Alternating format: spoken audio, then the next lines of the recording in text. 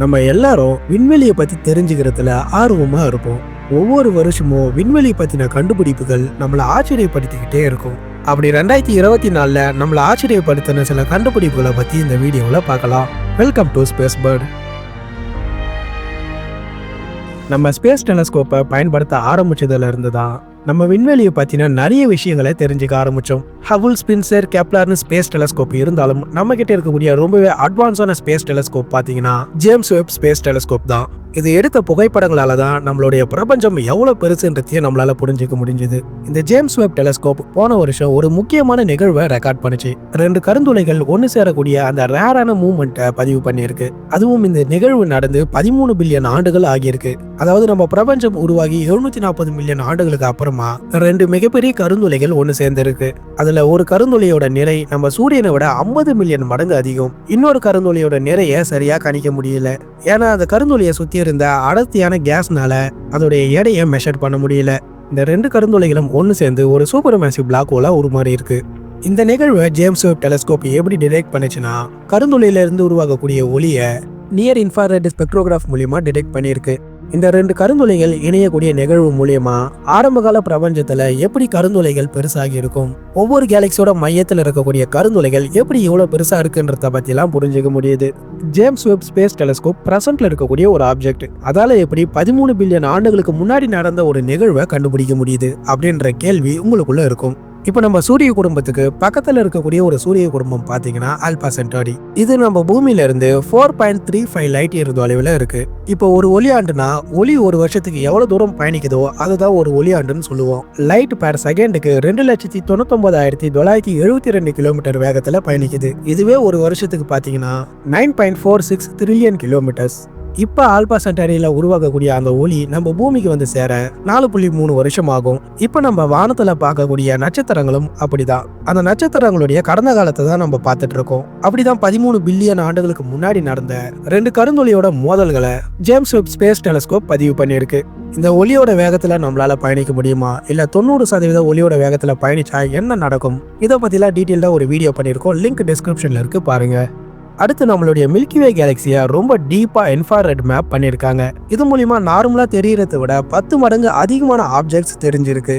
1.5 பில்லியனுக்கும் அதிகமான cosmic objects தெரிஞ்சிருக்கு. இது மூலியமா நம்மளுடைய கேலக்சியோடைய ஸ்ட்ரக்சரை பத்தியும் நட்சத்திரங்கள் உருவாகக்கூடிய ப்ராசஸை பத்தியும் புரிஞ்சுக்க முடியுது.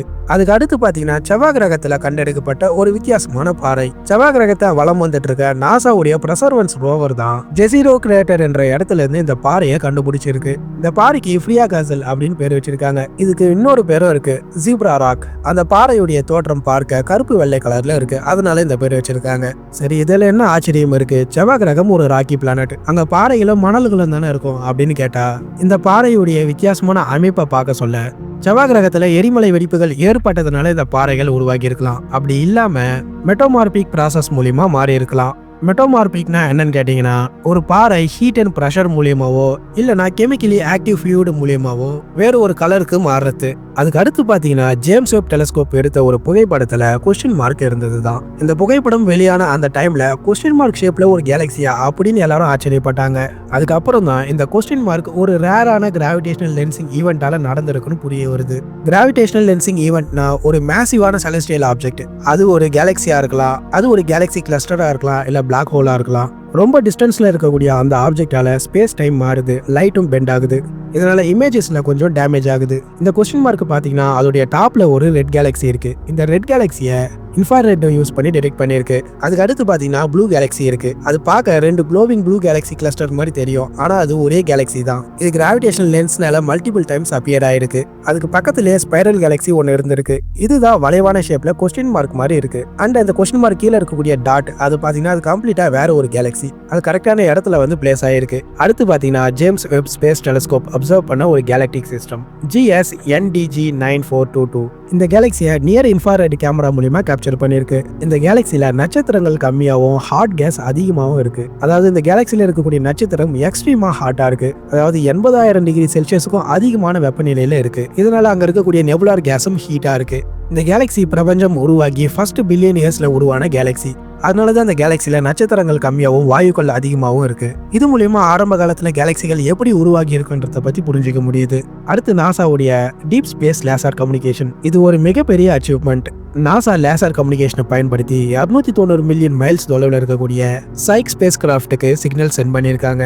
இது சக்சஸ் ஆனதுனால ஃபியூச்சர்ல நம்மளால செவ்வாய் கிரகத்துல இருந்து பூமிக்கு இந்த லேசர் கம்யூனிகேஷனை பயன்படுத்தி ஹை டேட்டா டிரான்ஸ்மிஷன் பண்ண முடியும். அடுத்து சைனாவுடைய சாங்கி 6 மிஷன் நிலவுடைய ஃபேர் சைட்ல இருந்து சாம்பிள்ஸை கலெக்ட் பண்ணி மறுபடியும் பூமிக்கு கொண்டு வந்திருக்காங்க. கொண்டு வந்த சாம்பிள்ஸை ஆராய்ச்சி பண்ணிட்டு இருக்காங்க. இது மூலியமா நிலவுடைய ஆரம்ப காலம் எவல்யூஷனை பத்தியும் நிலவுடைய கிரஸ்ட் அண்ட் மேண்டிலை பத்தியும் தெரிஞ்சுக்க முடியும்னு நம்புறாங்க. ஜேம்ஸ் வெப் ஸ்பேஸ் டெலஸ்கோப் கண்டுபிடிச்சதுலயே ரொம்ப லாங்கஸ்ட் டிஸ்டன்ஸ்ல இருக்கக்கூடிய கேலக்ஸி ஜேட்ஸ் GS Z14-0. இது பிக் பேங் நடந்து 290 மில்லியன் ஆண்டுகளுக்கு அப்புறமா உருவான கேலக்சின்னு சொல்றாங்க. அதுக்கு அடுத்து Gaya space telescope 55 runaway ஸ்டார்ஸை identify பண்ணியிருக்கு. R136 என்ற யங் ஸ்டார் கிளஸ்டர்ல இருந்து 55 நட்சத்திரங்கள் தனியா பிரிஞ்சு 1,00,000 km/h வேகத்துல மூவ் ஆகிட்டு இருக்கு. இந்த ப்ராசஸ் கடந்த 2 மில்லியன் ஆண்டுகளா நடந்துட்டு இருக்கு. இந்த நட்சத்திரங்கள் எதனால அதோட ஸ்டார் கிளஸ்டரை விட்டு விலகி போகுதுன்னு பார்த்தா, ஒன்னு சூப்பர்னோவா எக்ஸ்ப்ளோஷன் நடந்திருக்கணும், அப்படி இல்லைன்னா கிராவிடேஷனல் இன்ட்ராக்ஷன் ஏற்பட்டிருக்கணும். இதனாலதான் அதோட கூட்டத்திலிருந்து நட்சத்திரங்கள் விலகி போகுது.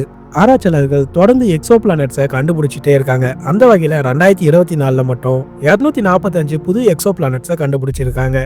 இது வரைக்கும் மொத்தமா 4340 பிளானட்டரி சிஸ்டம்ல இருந்து 5811 எக்ஸோ பிளானட்ஸை கண்டுபிடிச்சிருக்காங்க. அதுல HD 48948d ஹேபிட்டபிள் ஜோன்ல இருக்கக்கூடிய ஒரு பிளானட். மற்ற எக்ஸோ பிளானட்டை பத்தின ஆராய்ச்சிகள் தொடர்ந்து நடந்துகிட்டே இருக்கு. இது இல்லாம இன்னும் நிறைய கண்டுபிடிப்புகள் 2024 நடந்தது. இந்த 2025 இன்னும் அதிகமான விண்வெளி கண்டுபிடிப்புகள் நமக்காக காத்துட்டு இருக்கு. இந்த பிரபஞ்சத்தை பத்தியும் நம்ம கேலக்சியை பத்தியும் நிறைய கேள்விகளுக்கான பதில் இந்த வருஷம் கிடைக்க வாய்ப்பு இருக்கு. நம்ம சேனல்ல இன்ட்ரெஸ்டிங்கான ஸ்பேஸ் அண்ட் சயின்ஸ் வீடியோ இருக்கு. கிளிக் பண்ணி பாருங்க அண்ட் மறக்காம சேனலை சப்ஸ்கிரைப் பண்ணுங்க.